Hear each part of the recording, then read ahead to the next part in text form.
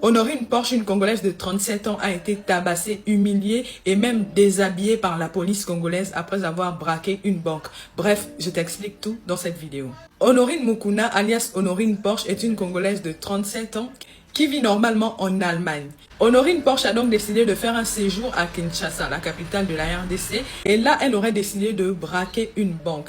Parce qu'elle allait dans une banque locale avec un fusil pour réclamer de l'argent.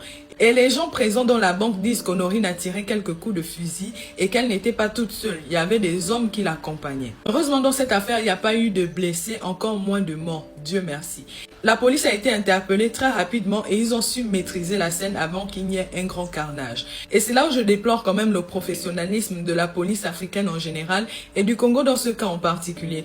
Parce que ils ont interrogé de façon brutale Honorine, ils l'ont tabassée, ils l'ont même déshabillée. La police qui déshabille, c'est quand même hallucinant. Mais bon, bref, Honorine a donné sa version des faits. Elle nie avoir braqué la banque. Selon elle, elle serait allée dans la banque pour demander un prêt, pour demander de l'aide financière. Et la caissière aurait mal interprété ses gestes. Et pour l'arme à feu, elle dit que ce n'est pas une arme à feu, c'est un jouet en quelque sorte. Mais la police de son côté a procédé à l'arrestation d'Honorine Porsche. Ils sont même allés jusqu'à son appartement et là on a vu qu'elle avait des choses bizarres dans son appartement, des affiches mystiques dans sa chambre.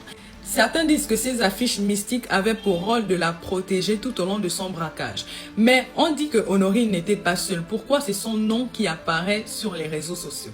Il y a eu plusieurs autres personnes qui étaient là, mais on ne parle pas d'elle. Est-ce que c'était elle la commanditaire de ce braquage? Et pourquoi ses complices n'ont pas eu le même sort? Est-ce qu'ils ont fui? Est-ce qu'ils ont aussi été attrapés? Pourquoi on ne nous parle que d'Honorine comme si elle était la seule dans cette affaire? Ou bien parce que c'est une femme? Il faut noter quelque chose ici. Même les Kulunas sont mieux respectés lorsqu'ils sont attrapés par rapport à ce que Honorine a subi. Bref, laissez-moi ce que vous en pensez dans les commentaires et je vous dis à ce soir pour le débriefing de la quotidienne 10 de Secret Story Afrique saison 2. Bye.